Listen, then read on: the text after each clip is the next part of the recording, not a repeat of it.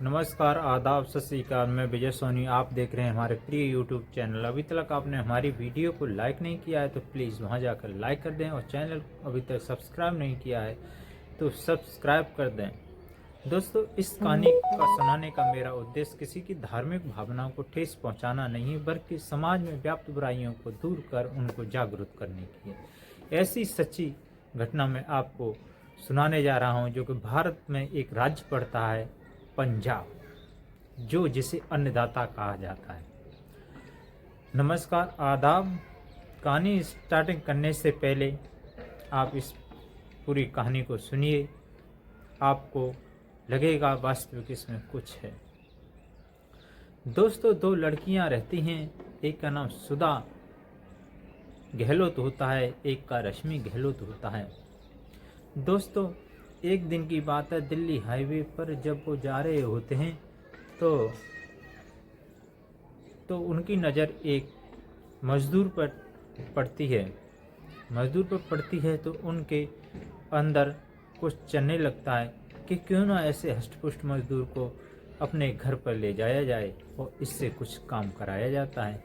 इसी बीच जो रश्मि होती है गहलोत, तो अपने पर्स से एक रुमाल निकालती है और उसके मुंह के सामने हिला देती है, क्योंकि उस रुमाल में कुछ ऐसा पदार्थ था जिससे वो बेहोशी की हालत में पहुंच जाता है। दोस्तों, बेहोश में पहुंच जाता है। दोनों बहन उन्हें पकड़ के अपनी गाड़ी में डाल लेती हैं और किडनैप कर अपने गृह आवास अर्थात अपने घर ले जाती हैं पंजाब के लिए। जैसे उस मजदूर की सुबह आंखें खुलती हैं तो उसकी देखता है अपने आप को कि मैं कहाँ आ गया, ये तो कोई नई जगह है। जब उसका हाथ एक संगमरमर के गद्दे पर पड़ता है और बेड पर पड़ता है तो उस पर हाथ फेरने लगता है। इतनी चकाचौंध भरा रूम, लेकिन उसके आसपास कोई नज़र नहीं आ रहा था। अब वो कहता, हे भगवान, मैं कहाँ आ गया, मेरी कुछ समझ में नहीं आ रहा है। इसी बीच में रश्मि गहलोत आती है और कहती है, और सब ठीक तो हैं? तो वो बड़ी ही अजीबोगरीब आवाज़ निकालते हुए कहता है, मैम साहब, मैं ठीक हूँ। क्योंकि ऊपर से वो डरा हुआ सहमा हुआ था और कह रहा था, मैं अजनबी जगह पर आ गया हूँ, आखिर में आया कैसे। दोस्तों, इधर रश्मि आती है तो उसे पेय पदार्थ लेके आती है, चाय, और चाय में कुछ ऐसा मिला के जाती है जो कि वो मजदूर उत्तेजित हो जाता है। जब उत्तेजित हो जाता है तो उसके अंदर कुछ अजीबो गरीब ख्याल आने लगते हैं। जैसे ही वो लेटता है, कहता है, मेरे सिर में दर्द मारता है। रश्मि बाथरूम से निकलती है और उसके पास लेट जाती है, क्योंकि रश्मि और उसकी बहन का सिर्फ एक ही मकसद था, वासना की हवस मिटाना। इसी के उद्देश्य से वो अपने घर लेके आई थी।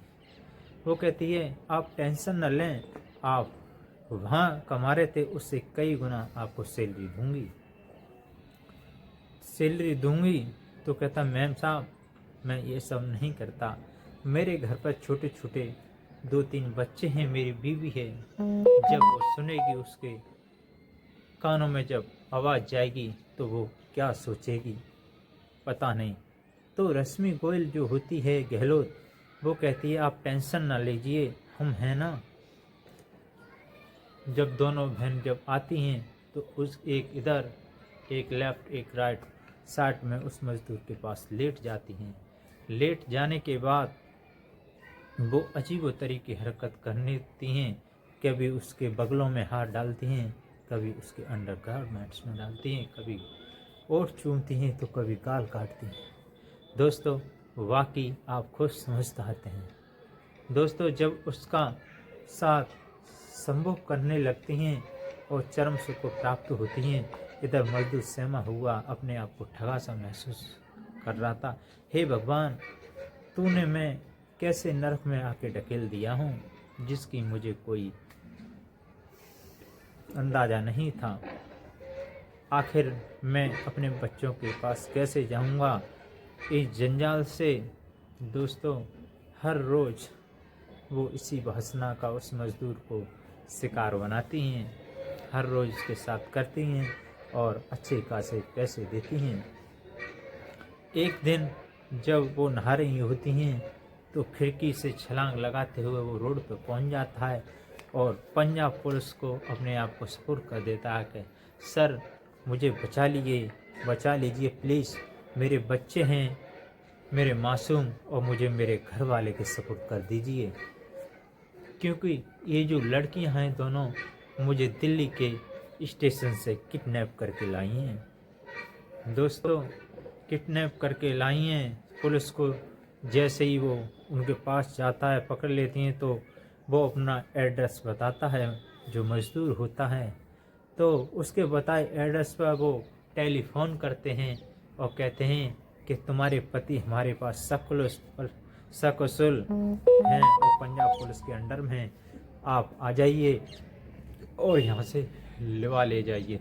जब उसकी पत्नी एक ही को लेकर अपने घर से जाती है, जब पंजाब के एक थाने में जब अपने पति को देखती है जो कि एक सहमा डरा हुआ खड़ा था, तो चिट भर के रोती है और वो कहती है कैसे हो, तो कभी चूमती है, कभी सिर पर हाथ फिराती है।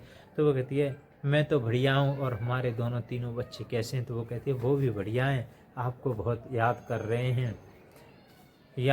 जब लेके जाती है तो कहती है कि बच्चों के भाग्य से मैं इन किडनैपरों से बच आया हूँ, निकल आया हूँ। शायद मेरे जीवन में बच्चों का सुख था, कभी मैंने सोचा भी नहीं था कि मैं अपने बच्चे और बीवी से जाके मिलूँगा। तो वो कहते हैं हे प्राणनाथ, आप ऐसा कैसे सोच रहे हैं? आप ऐसा कैसा सोचें? विधि का विधाता ने जो लिखा है वही होता है।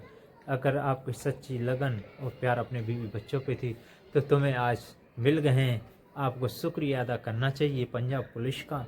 तो वो कहते हैं जी हाँ, हम वहाँ पर जाएंगे और उन्हें अपने शुक्रिया अदा करते हैं।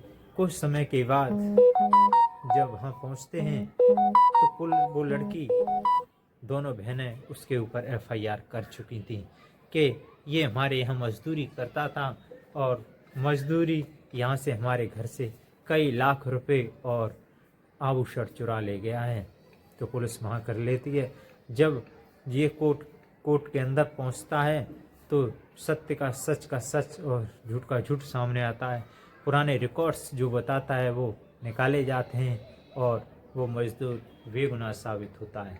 बेगुनाही साबित होने के बाद उन लड़कियों को 6 महीने की सज़ा होती है। दोस्तों, इस कहानी का उद्देश्य किसी की धार्मिक भावना को भड़काना नहीं है, जबकि समाज में व्याप्त बुराइयों को दूर करना है और हम और आप समाज में व्याप्त लोगों के जो मानसिकता बनी हुई है उसको उजागर करना है। तो आप भी सेफ रहिए, अपने परिवार को सेफ रखिए और ऐसे किडनैपरों को